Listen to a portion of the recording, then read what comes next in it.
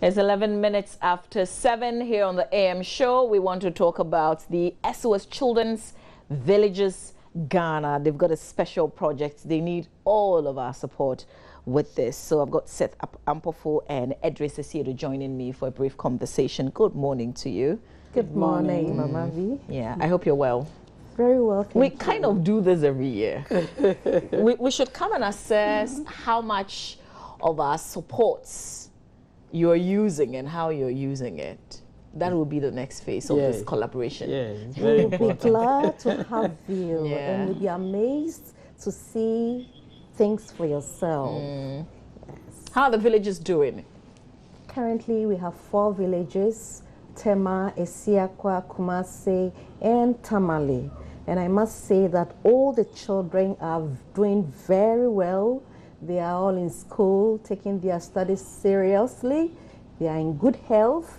And trust me, your donation, your support is doing wonders. Okay. So we want to use this opportunity to thank Joy News, of course, Multimedia, and all our supporters for bringing us this far. Sure. Ms. Ampofo, how many children do you have? Because you've got the regulars, and then you've got those who are a little more disadvantaged. Thank you. I want to say good morning to your cherished listeners. And viewers. And viewers as well. Currently, we are supporting over 5,000 children. Okay. But our program is such that we have various departments. We have support that goes to families that are in need of support, to be able to take care of their children and to be able to assist them stand on their feet to support their own children. We call it Family Strengthening Program. Then we have Family-Based Care Program, which is a program that seeks to bring children, vulnerable children especially, abandoned children, to our facilities in our villages and give them long-term care so that they will grow to become meaningful to themselves and to the society. And we have 5,000 of them all over across this country, but if you talk about our villages, we have 632 children in our various 4 villages in Ghana. Okay. So there are people that you're solely taking care of their education.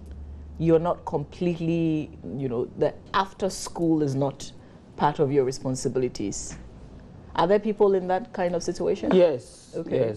yes. We have quite a number of them who still put up with their parents, and we support the parents to take care of them. Okay. But we strictly take them to school, help them to access education, because we believe that if you find a poor family, it is very difficult for them to take care of their children in school. So we take that load out of the parents. Okay. And in some instances, we even support the parents to undertake some economic ventures. So that someday they can be in a better position to support their own children. Okay. So Edris, how do you find these children and these families? Because there are so many people out there who would equally need this kind of support.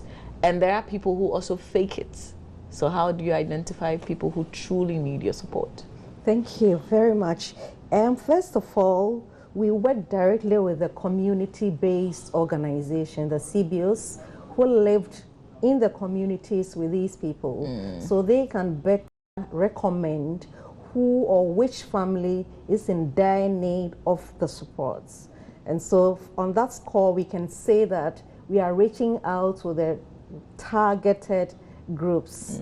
And like my colleague just mentioned, we're building the capacities of these household heads.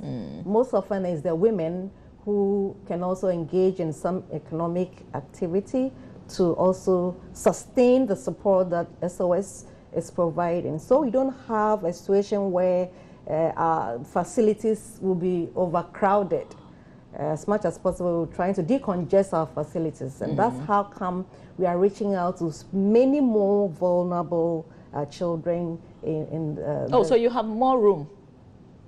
Well, in our facilities, we are limited. And that's why we are extending. It's a community intervention initiative. Okay. So many more children can now live with their own biological parents. Okay. And at the same time, access the support. And for what we are here for, mainly educational support. Okay. Okay. So, you know, these children, I'm curious, what do they ask you? Because they are not like the regular child who lives with their parents, but they are in your facility. What kind of questions do they ask you? It's interesting. They can't differentiate between who their real parents are and who SOS is. So they don't have questions. We provide everything and even more. So for them, SOS is family? Yes. Okay. It's their family. And they understand everything. We select these children mindful of the fact that we should not create an impression that they are in a different camp. They are in their family. But do you also tell them where you've picked them from? Not exactly. But at some point, we have to transit them. And in the transition process, you need to go back to your home of origin so that whatever benefit you get from being in the SOS village, you can also give that benefit to your society. So you take them, they trace their roots back to where they've originated. When they are matured enough and they can understand their situation and be able to appreciate their extended family, we take them there. And with time, you have to go back to your society to help. We don't keep the children in our facility forever. Okay. Once you finish university, once you acquire skills and knowledge that will make you functional in society, useful to yourself and to the society, we help you to trace your home of origin so that at the end of the day, you become an integral part of the society from where you came from. Do they give back to the village? Yes. Just to add a little to what my colleague has said, even before they get to live at the facility or the scheme, those who we have identified to have families but cannot support their children, we allow them to visit during long vacs. Okay. And so they can still connect with their biological families. But for those who they're abandoned, who is difficult to trace their background, of course, their sponsors or they join other families to again have that feeling, that family feeling. Extended family feeling. Yeah. Yes. Okay. So we need more money for these children? Sure. More money. More money. Okay. What are their immediate needs? What do you need immediately? What's the most?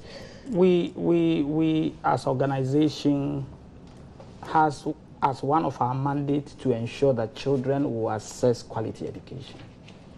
It's very, very important.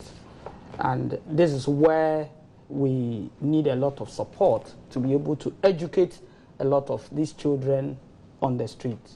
In fact, our target group, as we said earlier, is children who are abandoned and who are at the risk of losing parental care. And those who have lost parental care, these are people we target them.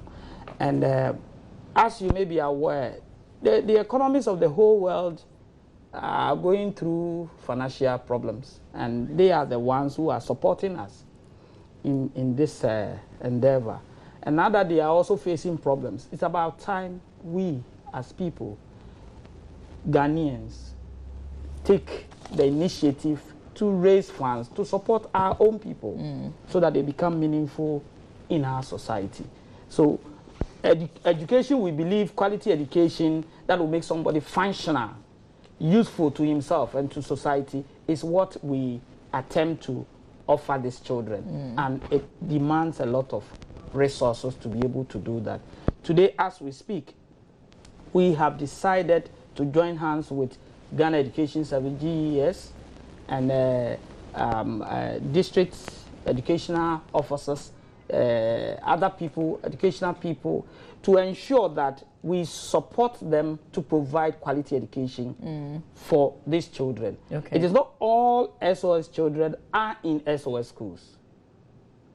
Okay, yeah, because sometimes they have to graduate from the school and go to the university, for instance. Apart from that, at a basic level, we still have children we are supporting in the public schools. So with that, you'll be paying their school fees? Sure. And we'll be supporting the schools where they assess education. And we do a lot of training, we provide direct support, learning materials and others to ensure that they will receive quality education. Our emphasis, our focus is quality education. So let me understand this. Your village is like a home. So a child could wake up this morning and get ready to go to school, which is outside the village. When I say the village, I mean your home, because that's how you call it. Yeah, as part of our training for these children, what we have done is that we have schools in our villages. We have clinics in our villages, because we believe that these children at one point or the other will access education, will access healthcare.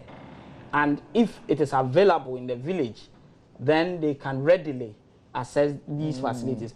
Where we think the health situation is such that we cannot help, then we can refer them to other health institutions outside our village. Okay, so immediately they have a clinic that will address their health needs immediately in the village. Okay, so I take it that what we need most really is money. Sure. Okay, how can people support then? Yes, thank you. Currently, I must just add a bit to what my colleague says. SOS Netherlands is funding a project, a 4-year project on quality education, and that is what my colleague touched on earlier. And we are looking at how are we able to sustain this project when it's over. And so we are here to appeal to the general public, to corporate organizations, religious bodies, individuals, groups, all well-meaning Ghanaians to come on board. At this point, we want to introduce what we call the payroll giving. And what it means is that it offers the opportunity for every single staff or worker to give us a little of about 20 cedis a month to SOS. And that will be coordinated from the various institutions. Okay. We are not leaving the higher institution of learning, that's the universities, out. And so we are calling on all these organizations, since we are all focusing on giving the best education, of course, quality education to the less privileged children. In fact, this is hinging on 2 of the sustainable goals. That is quality education, goal 4, and goal 10, reducing inequality. And these are MDG goals? Yeah. MDG goals. And so it's a collective effort. And that's why we are here to, with your support. So you want people to come so you can deduct from source? Sure. So this is, like a monthly contribution sort of that you do. Okay. For the reason of sustainability. So it can go a long way to support as many children as possible, and for as long as we can. Sure. So this is the basic question that a lot of people watching us right now would say, I'm interested in contributing, so what should I do? That sounds very warm in the first place. What you have to do is, we have some, you can call our offices, but then we have what we call the payroll giving, as I indicated earlier. So this is purely voluntarily. So corporate staffs and corporate institutions who are willing to come on board could organize, and then at the end of every month we have a bank account that we'll put on air in the course of the so you have an account that you will give me later on. Okay. Yes. I'll share the details with you. Exactly. Okay. Exactly. And then we also have another support option where individuals can say, look, I want to sponsor a child or 2.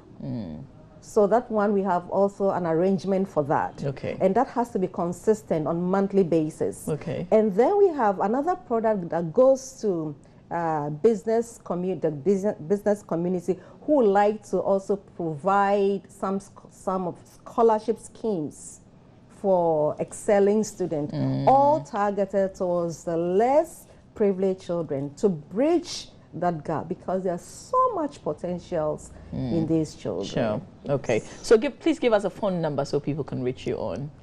Okay, we'll work on that detail as well, and then we'll bring that to you. But I think we would like to say thank you, because we'll share a lot more of the details in terms of the phone number and then the account number as well. But is there a website that people can visit, or do you have a Facebook page? Okay. Sure. Our website is www.sosghana.org. Okay. Exactly. That's august.org. sosghana.org. Okay. Yes. All right. I'd like to say thank you, but let me ask you, I have a simple chat today that I'm asking all of my viewers and all of our friends. What would you do if you're richer today? I mean, what would you do differently if you become rich? For me, I will help the poor. It has always been, the foundation is in the Bible. If you read James 1:27, this is what God himself said, that the kind of Christianity that I appreciate is the one who make time to help the needy, the poor, and the widow in society. And it is my wish that one day, if God should bless me with riches, I'll reach out to these needy and poor people in society. Edris? Yes, I would also add that from where we are coming from, riches is defined by making the people around you happy. And once they're happy, you can also enjoy your riches. But once they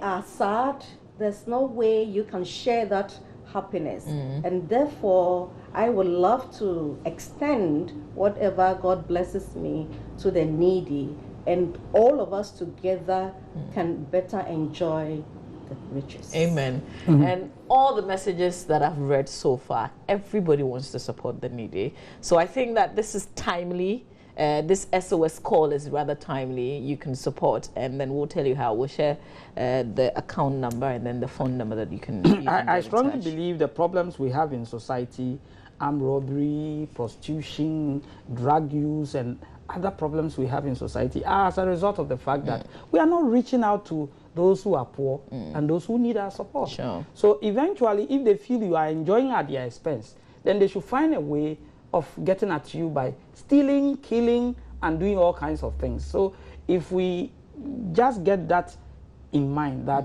we have people around us who are not as privileged as we are, then we can support them. Sure. And there will be free society for all of us. Definitely. I'm grateful that you could make it this morning. But are these some of your graduates? Or your graduates? Yeah. Yes. Okay. And I taught almost all of them. Yeah? So I'm happy, yeah. Okay. So where are they now? Well, there are some of them now. The one on my extreme right is on the SHS now. Okay. And let me see if I can identify. There's another picture just behind you. Oh, this one. She's with. She's doing her internship with GCB. Okay. Tema. Okay. But I must quickly add that there are lots of our children who have left our scheme and are in very responsible positions. Sure. We All have right. doctors, we have lawyers, we have we name them. Yeah. We'll engage a few of them next time when we have a conversation. But thank you for being here, really. We have another conversation coming up on tuberculosis.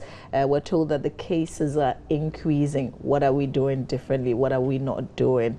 Dr. Hansen Norte is a Deputy Program Manager, National TB Control Program. He's my guest next here on the show. But thank you, Seth Ampofo and Idrissa Siedro of SOS, let me get this right, SOS Children's Villages, Ghana.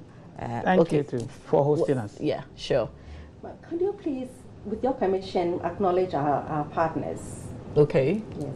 So we want to use this opportunity to say a big thank you to our brand ambassador, that's Bolari, the Meridian Ports and Services, Ash Foam Company Limited, the Church of Pentecost, Stanbic Bank, Unibank, Fidelity Bank, Bank of Africa, Enterprise Insurance, of course our child sponsors and our staff of SOS Children's Villages. Okay. And of course Joy News for this tremendous support. I was going to report to your board if you had not mentioned that. Stay with us, we have more coming up. All right.